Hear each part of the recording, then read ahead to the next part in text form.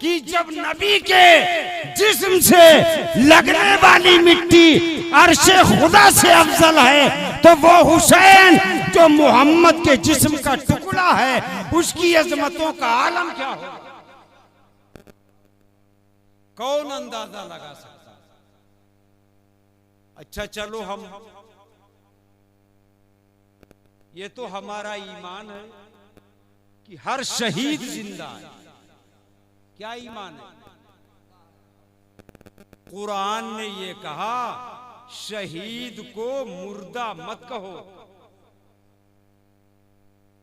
कोई भी शहीद हो जो अल्लाह की राह में शहीद हुआ, कुरान ने क्या कहा? शहीदों को मुर्दा मत बोलो। शहीदों को मुर्दा बोल ही नहीं सकते, शहीदों को मुर्दा कह नहीं सकते। और ये कहता है खुदा, अल्लाह ने ये हुक्म दिया शहीदों को मुर्दा कहो मत। अरे कहना छोड़ो, कुरान में दूसरी जगह ये है शहीदों को मुर्दा सोचो भी मत। मुर्दा, उमरपुर के मेरे दीनी भाइयों, बस थोड़ी सी आप तवज्जो करो। ये कुरान में है, अल्लाह पाक हुक्म देता है शहीदों को मुर्दा मत कहो, अल्लाह कहता है। और दूसरी जगह अल्लाह क्या कहता है? शहीदों को मुर्दा कहना छोड़ो, शहीदों को मुर्दा सोचो भी मत। मुर्दा सोचना भी मत। तो क्या पता चला? कुरान से ये साबित हुआ, अल्लाह ने ये फरमाया हर शहीद जिंदा है और इमाम हुसैन शहीदों के इमाम हैं। आप बदर्जे औला जिंदा। और जब शहीद जिंदा हैं तो फिर हमारे नबी की जिंदगी का क्या आलम होगा? इसलिए हमारा ईमान है हमारे नबी तो ऐसे जिंदा हैं कि जिंदगी देने वाले हैं। जो नबी का हो जाए वो जिंदा हो जाए। कंकर अगर नबी का हो जाए तो कंकर में जान आ जाती है। अरे मुर्दा कंकरियां जब मोहम्मद का कलमा पढ़ लेती हैं तो जिंदा हो है। तवज्जो, चलो थोड़ा हम इशारा कर दें। वैसे एक बात बताओ, कुरान में अल्लाह पाक ने फरमाया कि हम अपने नेक बंदों का जरूर इम्तिहान लेंगे और 5 चीजों से इम्तिहान लेंगे। कई चीजों से? अब वो इम्तिहान औरों से तो पूरी जिंदगी में लिया गया और इमाम हुसैन से वो इम्तिहान एक ही दिन में लिया गया। और इमाम हुसैन कैसे कामयाब हुए ये बताओ। जो जंग जीतता है वो जंग के मैदान से भागता है, या जो जंग हारता है वो जंग के मैदान से भागता है? मैदान जंग, करबला में हक व बातिल की जंग, करबला में। और ये अभी हम आपको क्या बताएंगे, वरना हमने तो पढ़ा है हदीसों में, बड़े बड़े सहाबा कह रहे थे हुसैन ना जाओ, हुसैन ना जाओ। बल्कि एक मोहम्मद के सहाबी तो ये बोले हुसैन हमें पता है अगर हम लड़ाई भी आपसे करने लगे, जब भी आप लड़ाई तो कर लोगे मगर करबला जाने से आप रुक नहीं सकते हो। ये लड़ाई उस माने में नहीं है, यानी लड़के अगर आप रुके तो हम आपको रोक लेंगे, झगड़ के अगर आप रुके तो हम आपको रोक लेंगे। लेकिन हमें पता है लड़ाई झगड़ा करने के बाद भी आप नहीं रुकेंगे, आप करबला जाएंगे, आप करबला। और ये जाएंगे क्यों? ये क्या बात रही, हजारों साल पहले हजरत नूह अलैहिस्सलाम हजारों साल पहले, और उनकी कश्ती जब वहां से गुजरी, हालांकि पानी ही पानी था, लेकिन जहां पे करबला है वहां से कश्ती गुजरी तो उनका दिल खिंचा, कश्ती खिंची, अर्ज की मौला क्या है, आवाज आई मेरा आखिरी नबी दुनिया में जब जाएगा उसका नवासा होगा, और उसका नवासा इसी करबला में शहीद होगा। तो इसका क्या मतलब हुआ? इसका मतलब है कि इमाम हुसैन के तो पैदा होने से भी हजारों साल पहले जाओ, हजारों साल पहले जब से ये बात मुतय्यन है कि हुसैन को करबला में, ये भी आपने सुना है कि उनकी तो पैदाइश के साथ ही शहादत की खबर। लेकिन मैं आपको ये बताऊं कि हुसैन कैसे जीते। जो जीतता है वो मैदान नहीं छोड़ता, और जो हारता है वो मैदान। आज बताओ करबला में कौन है?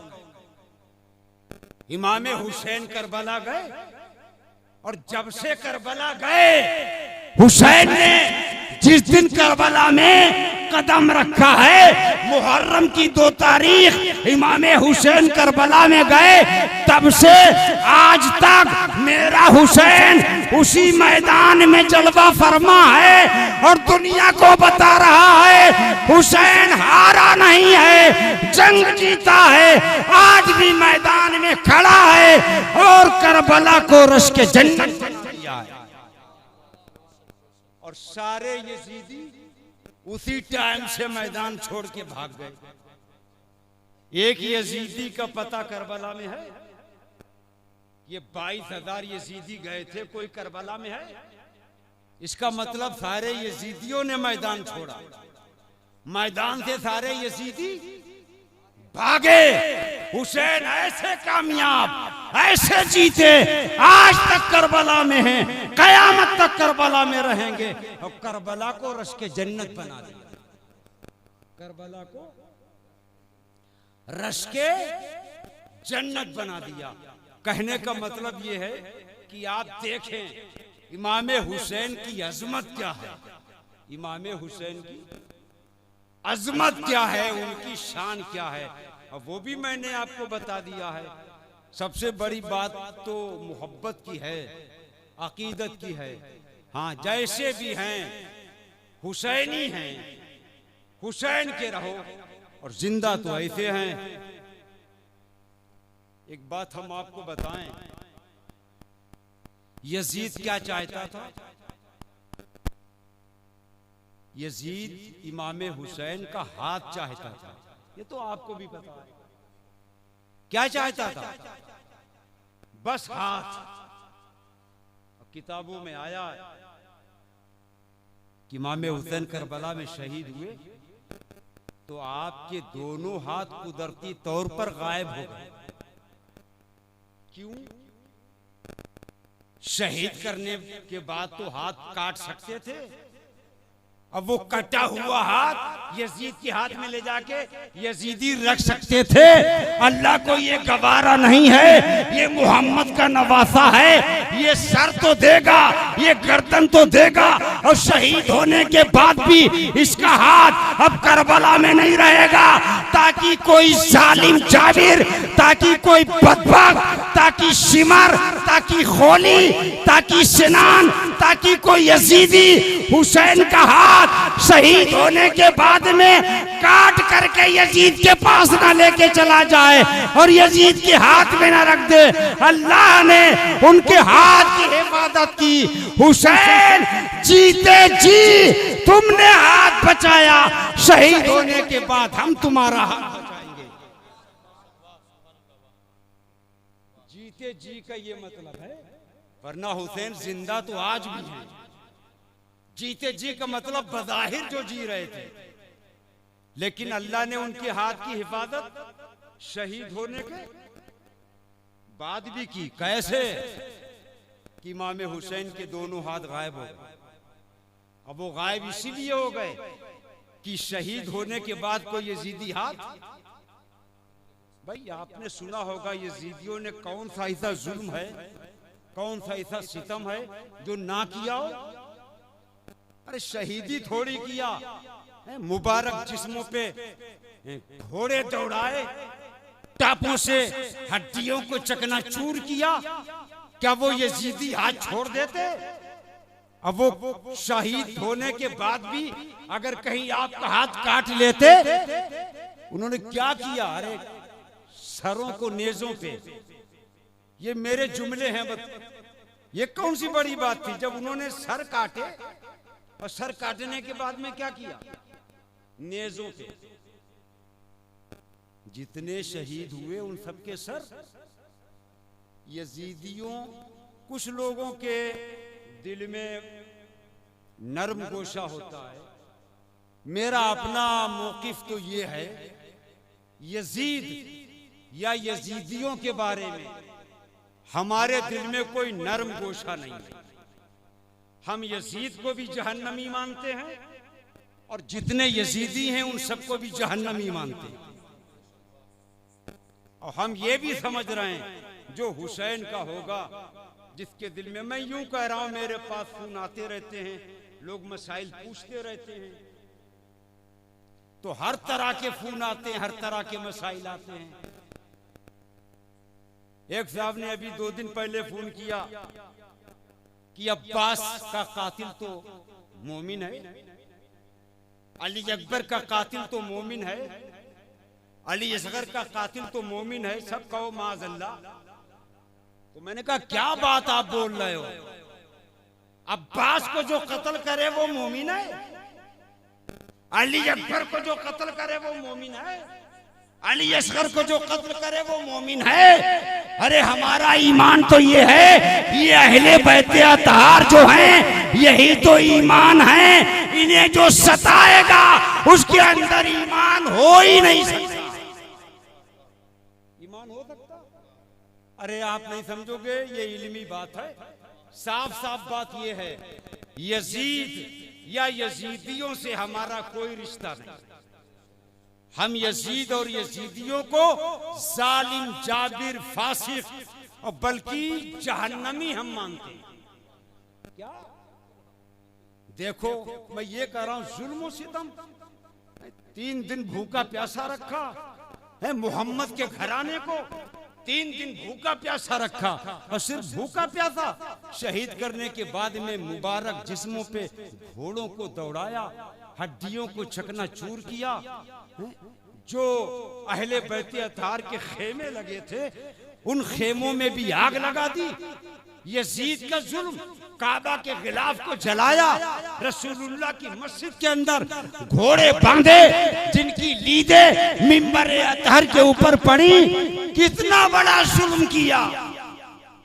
मगर हाँ, उसके बाद ये भी कि शहीदों के सरों को काट कर नेजों पे चढ़ाया। आपने सुना होगा, हमने किताबों में देखा, एक शहीद ऐसा है जिसका सर नेजे पे चढ़ा ही नहीं पाए। कह रहे हैं मालिक कौन है, आपने यही नहीं देखा गरीब कौन है, मालदार कौन है। आला हजरत, खैर वो तो आला हजरत है, उन्हें तो समझने के लिए, समझाने के लिए, बताने के लिए और उन्हें पढ़ने के लिए तो इस दौर का कोई हजरत होना चाहिए, तभी उन्हें समझ पाएगा। आला हजरत क्या, एक शेर छोड़ो, एक मिसरा ऐसा होता है जिस मिसरे के अंदर या तो कुरान की आयत का मफहूम होगा या किसी न किसी हदीस की तर्जमानी होगी। आला हजरत हैं, आला हजरत। क्या मैं आपसे क्या बता रहा था, आला हजरत, सुभान अल्लाह। और ये भी बहुत बड़ी बात है कि हम आला हजरत वाले, हम आला हजरत वाले हैं। मेरे अर्ज करने का मतलब सिर्फ इतना है कि आला हजरत सरकार ने क्या फरमाया, मालिके कौनैन हैं, गो पास कुछ रखते नहीं, 2 जहां की नेमतें हैं उनके खाली। अभी शेर के कई मफहूम हैं। हम चलो ये आपके समझाने के लिए लफ्ज बोल रहा हूं, वरना ये लफ्ज मैं क्यों बोलूं।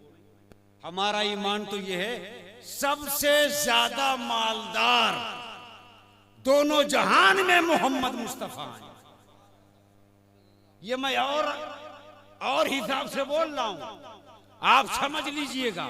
जाहिर बात है, हमारे नबी से बड़ा मालदार कौन है? कौन मालदार होगा? हमारे नबी तो वो हैं, अरे मालिके कौनैन हैं। जो कौनैन का मालिक हो, अरे जो 10 एकड़ जमीन का मालिक वो मालदार, एक गांव का जो मालिक वो मालदार, एक एरिया का जो मालिक वो मालदार। और हमारे नबी ये दुनिया छोड़ आला हजरत बोले मालिके कौनैन हैं, मोहम्मद मुस्तफा दोनों जहान के मालिक हैं। और यही हमारा ईमान है। मालिके खालिके कुल ने आपको मालिके कुल बना दिया। और खाली हाथ में क्या मतलब? मालिके कौनैन है, गोपास कुछ रखते नहीं, और दो जहां की नेमतें हैं उनके खाली हाथ में। यानी खाली हाथ का ये मर्तबा है। खाली हाथ का मतलब सिर्फ हाथ ले लो आप, सिर्फ हाथ। नबी के सिर्फ हाथ का ये मर्तबा कि दो जहान की नेमतें हैं, तो फिर नबी की जाते पाक के मर्तबे का आलम क्या होगा? या ये कह लो, ये बज़ाहिर जो मोहम्मद के खाली हाथ तुम्हें नजर आते हैं, ये बज़ाहिर खाली नजर आते हैं, दो जहान की इसमें नेमतें। तो कहने का मतलब ये है, करबला में इमाम हुसैन मजलूम हैं। क्या है? इमाम हुसैन। और हम तो ये कह रहे कि इमाम हुसैन से बड़ा मजलूम कोई है ही नहीं। इमाम हुसैन मजलूम है, मजबूर नहीं। ये मत समझना वो मजबूर नहीं। अगर मजबूर होते तो जैसे और शहीदों का सर नेज़े पे, अब्बास अलंबरदार का भी सर नेज़े पे होता। मगर सारे यजीदी सर पटक पटक के परेशान हो गए। सारे सर हमने नेज़े पे चढ़ा लिए, सबके सर नेज़े पे आ गए। अब्बास अलंबरदार का सर जब नेज़े पे चढ़ाते हैं तो नेज़े पे चढ़ता ही नहीं है, नीचे गिर जाता है। सैनुल आबिदीन से किसी ने पूछा बात क्या है? बोले बात ये है, हुसैन का सर नेज़े पे है। अब्बास का अदब है कि वो अपना सर भी हुसैन के सर के बराबर नहीं करना चाहते। ये पावर है, ये पावर। क्या मतलब? इमाम हुसैन का सर कहां था? नेज़े पे। अब अब्बास अलंबरदार ऐसा भाई है कि अब्बास ये चाहते हैं शहीद होने के बाद भी मेरा सर यजीदी कहीं उठाएं, कहीं हुसैन के सर के बराबर न कर, कहीं हुसैन के सर की बराबरी ना हो जाए। ये अदब है, ये ताज़ीम है, ये एहतराम है, ये मोहब्बत है। और एक बात आप देखें, बात बहुत आगे बढ़ जाएगी, बहरहाल हमें तो बस इतना बताना है। ये करबला शरीफ क्या कहते हैं? ये तो आप जानते हो भाई, मक्का शरीफ, मदीना शरीफ, करबला शरीफ, बरेली शरीफ, मरारा शरीफ, बिलग्राम शरीफ, कलियर शरीफ, देवा शरीफ, अजमेर शरीफ, बगदाद शरीफ, और एक जगह ऐसी है जिसे कहते हो अशरफ। क्या कहते हो? वो क्या जगह? हजरते अली जहां, हजरते अली का जहां रौजा, हजरते अली का रौजा कहां? नजफे अशरफ। कहां है? हजरते अली का मदारे मुनव्वर, हजरते अली का रौज़े अनवर कहां है? नजफे अशरफ। यानी आपका रौजा नजफ में है, तो नजफ को क्या बोले तुम? अशराफ। और इमाम हुसैन कहाँ हैं? करबला में। करबला को क्या बोले? शरीफ। मतलब क्या है? और सब वली हैं। मौला अली सारे वलियों के इमाम हैं। जहां वली रहेगा वो शरीफ होगा, और जहां वलियों का इमाम होगा वो मकाम अशरफ होगा। वो मकाम क्या होगा? वरना वजह क्या है? हर जगह को हम शरीफ किसे कहते हैं? जहां अल्लाह वाला हो, जहां कोई अल्लाह का वली हो, जहां कोई दीन का बुजुर्ग हो, उस जगह को हम क्या कहते हैं? शरीफ। ठीक है, आप ले जाओ, सबके नाम ले जाओ, क्या कहते हैं? शरीफ। लेकिन जहां अली हैं उस जगह को शरीफ कोई नहीं कहता। क्या कहते हैं? नजफे अशरफ। ये उलमा जानते हैं अशरफ इसमें तफसील है, और इसमें तफसील का मतलब क्या है? सबसे ज्यादा इज्जत वाली जगह, सबसे ज्यादा करामत वाली जगह, सबसे ज्यादा शराफत वाली जगह। मतलब क्या है? अरे मतलब ये है जहां जहां वली हैं वो जगह शरीफ है, और जहां वलियों का इमाम है वो जगह अशरफ। वो जगह क्या है? और ये हमारा ईमान है कि अली ही सारे वलियों के। चलो उधर हम आपका दिमाग नहीं ले जाएंगे। अल्लाह का करम है कि हम सुन्नी हैं, और सुन्नी का ये मतलब होता है सुन्नी सहाबा को मानता है और सुन्नी अहले बैत को भी मानता है। सुन्नी का मतलब और क्या? आप लोग अभी नहीं जानते होंगे, ये दुनिया है, और फिरके तो आना ही है। जिसका जहां हिस्सा है उसे वही तो मिलेगा।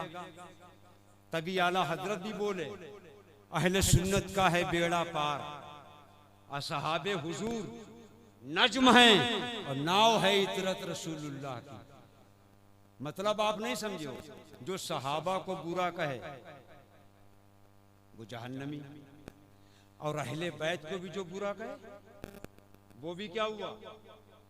अरे आप साफ साफ समझ लो, सहाबा इतना तो आप जानते होगे। सहाबा, सहाबा की शान बहुत बुलंद। हम सहाबा पे ईमान लाए, सहाबा की ताज़ीम हम पे फर्ज, और हर सहाबी जन्नती। ये कुरान से साबित है। हर सहाबी से खुदा ने जन्नत का वादा फरमाया। वकुल्ल वादल्लाहुल हुस्ना। यहां हुस्ना से मुराद क्या है? जन्नत। हर सहाबी क्या है? जन्नती। और इधर अहले बैत भी जितने हैं वो भी सब जन्नती। अरे कहने का मतलब ये है हम सहाबा के भी मानने वाले और अहले बैत के भी मानने वाले। कुछ हैं जो माज़अल्लाह सहाबा को गालियां दे रहे हैं, और कुछ ऐसे भी हैं जो माज़अल्लाह अहले बैत को। अहले बैत को जो गालियां बकते हैं उन्हें खारजी कहा जाता है। उन्हें क्या कहा जाता है? ये फिरका है, अब से नहीं, ये बहुत पहले से। और सहाबा को जो गालियां बकते हैं उन्हें राफिजी कहा जाता है। लेकिन अल्हम्दुलिल्लाह हम सुन्नी हैं, और सुन्नी का मतलब हम सहाबा को भी मानते और अहले बैत को भी मानते। हाँ, हमारा ईमान ये है कि पूरी उम्मत में सबसे बड़ा मर्तबा हजरत अबू बकर सिद्दीक का है। ये अहले सुन्नत का ईमान है। सबसे बड़ा मर्तबा ये आपको भी पता होगा, 4 यार कहे। तो सबसे पहला मर्तबा किसका? अबू बकर सिद्दीक, उसके बाद फारूक आदम, उसके बाद उस्मान गनी, उसके बाद मौला अली। यही हमारा ईमान है, यही सारे सुन्नियों का ईमान है। लेकिन हाँ, सिद्दीक़ अकबर मिन कुल्लिल वुजूह मौला अली से अफजल नहीं है। अब ये एक इल्मी बहस है, इसमें आप नहीं पढ़ पाओगे। अकीदा तो मैंने बता दिया आपको। अफजलुल बशर बादल अंबिया अबू बकर सिद्दीक हैं। पूरी उम्मत में सबसे बड़ा मर्तबा अबू बकर सिद्दीक का है। मगर आला हजरत ही कहते हैं, आला हजरत की किताब पढ़ो फतावा रज़विया, कि मिन कुल्लिल वुजूह यानी हर एतबार से नहीं अफजल हैं। कोई ऐसा भी एतबार है जिसमें शेर खुदा अफजल, जिसमें मौला अली अफजल हैं। हाँ, मुतलकन अकीदतन ये हमारा ईमान है, सिद्दीक़ अकबर अफजलुल बशर बादल अंबिया है। अफजलुल बशर बादल अंबिया हैं। बहरहाल बस इतना ही अर्ज करके मैं आपसे रुखसत हो रहा हूं। और आप देख रहे हैं हमारे मखदूम, बल्कि हर सुन्नी का यही ईमान है। हमारे आला हजरत तो ये बोले, दो जहां में देखो, आला हजरत की बात तो देखो, क्या मांगते हो? आला हजरत ने क्या मांगा? दो जहां में खादिमे आले रसूलुल्लाह कर।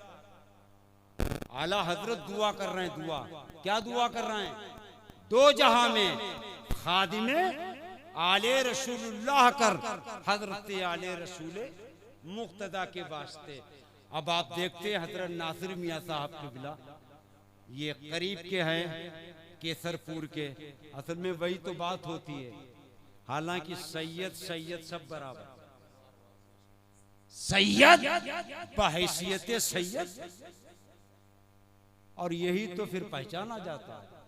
आप हमारे घर मिला सुनने आ गए, हम आपके घर चले जाएंगे, तो फिर आप अल्लाह के लिए तो सुन नहीं रहे। असल में आजकल जो आदमी नेक काम करता भी है बज़ाहिर, तो उसे नेकी मिल नहीं पाती है, क्योंकि नेकी जब ही मिलेगी जब वो काम आप अल्लाह के लिए करेंगे। अब आजकल तो भाई बदला चलता, और माज़अल्लाह अगर दिखावा आ गया तब तो रिया हो जाएगी, और जब रिया हो जाएगी तो सवाब काहे का रिया, तो शिर्क कैसा करे, उसमें तो गुनाह हो जाएगा। मतलब सवाब कैसे, गर्दन भी कटा दो, अगर नीयत तुम्हारी अल्लाह रसूल की रजा की नहीं है तो तुम्हें कुछ नहीं मिलेगा। कहने का मतलब जो कुछ करो अल्लाह के लिए करो। किसके लिए? नमाज पढ़ो, किसके लिए? बहुत से लोग तो ऐसे हैं, चलो हम यहाँ पे नहीं बताएंगे। हालांकि आदमी को कैसे रहना चाहिए, हमारे आपके पास गुनाहों की कमी है। यहाँ तो रातों दिन गुनाह में ही गुजरते हैं, रातों दिन। आजिज़ी इनके सारी बड़ी चीज है, और घमंड और गुरूर तो आने नहीं चाहिए। घमंड और गुरूर की वजह ही थे तो इब्लीस शैतान हुआ। कैसे शैतान हुआ? पहली बात, हम नेकी कर नहीं पाते, अगर थोड़ी बहुत कर भी लेते हैं तो बताने का बड़ा शौक है। पहली बात, हम कर नहीं पाते। हमारा पास क्या है? हमारा ईमान है। इमाम हुसैन का एक सजदा, और पूरी कायनात के सारे सजदे आप दूसरे पल्ले में रख दो, जिधर हुसैन का वो एक सजदा होगा वही पल्ला भारी होगा। हमारे पास क्या है? हम क्या, हमारा पीर जो वलियों का अपने दौर में सुल्तान है, जो 15वीं सदी का मुजद्दिद इस्लाम है, जो इल्म व अमल का बतले जलील है, वो मुफ्ती आजम जिनकी सुबह भी हमने देखी है, शाम भी हमने देखी है, हजरत की हम खिदमत में भी रहे हैं। मगर आलम क्या है? बोले तो यही बोले, मेरे आमाल का बदला तो, मेरे आमाल का बदला तो जहन्नम ही था। मैं तो जाता, मेरे सरकार ने जाने न दिया, और नफ्से बदकार ने